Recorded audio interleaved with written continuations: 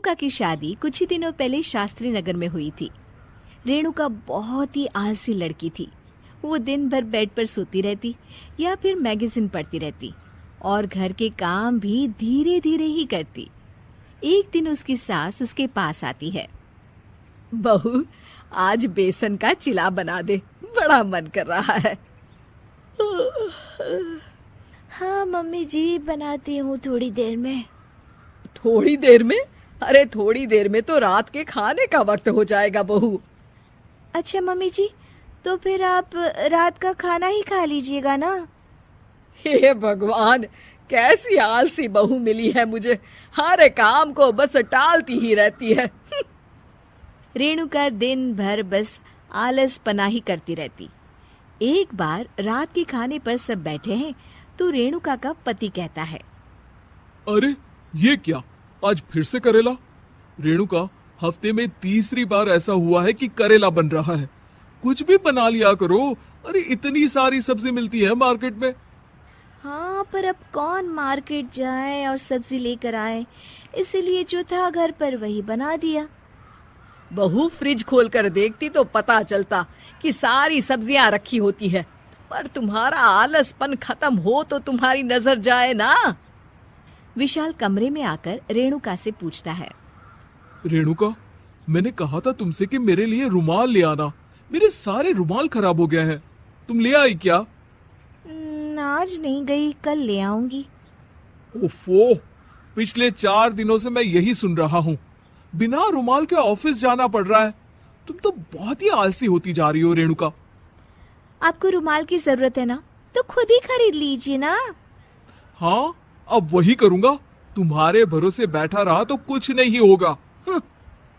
एक दिन दरवाजे पर बेल बज रही होती है और रेणुका सोफे पर बैठी होती है, पर आलस में दरवाजा खोलती ही नहीं। अरे बहू, कितनी देर से बेल बज रही है? क्या कानों में रुई डालकर बैठी हो जो सुनाई नहीं दे रही बेल? मम्मी जी, अब आप आ ही गई है तो आप ही खोल दीजिए ना दरवाजा। क्यों मुझे ताना मारकर और देर कर रही हैं? अरे वाह, उल्टा चोर कोतवाल को डांटे। सास दरवाजा खोलती है तो उसकी पड़ोसन दरवाजे पर खड़ी होती है।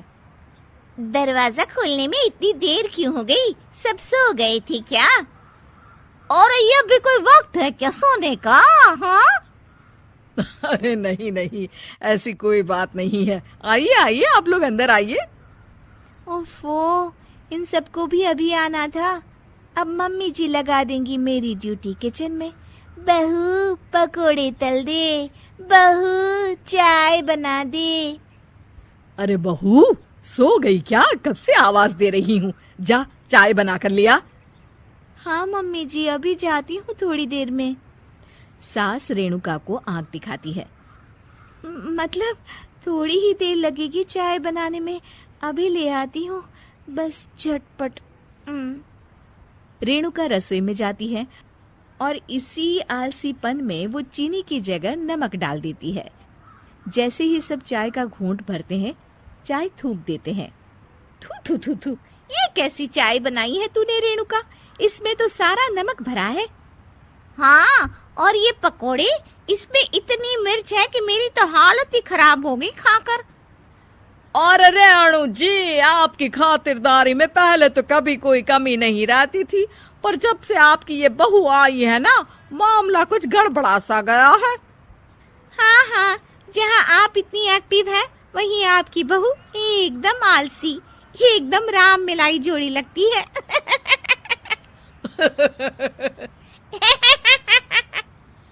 अच्छा जी, चलते हैं अब।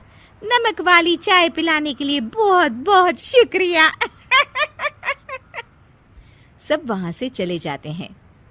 अरे तूने तो मेरी नाक ही कटा दी बहू। वे लोग क्या सोच रहे होंगे मेरे बारे में? मम्मी जी, मैंने तो शक्कर ही डाली थी, पता नहीं नमक कैसे बन गई शक्कर। शक्कर नमक नहीं बना बहू रानी, तुम्हारा ये जो आलसपना है ना, ये उसी का नतीजा है। सॉरी मम्मी जी, अब मैं ये आलसपन छोड़कर सारे काम अच्छे से मन लगाकर करूंगी।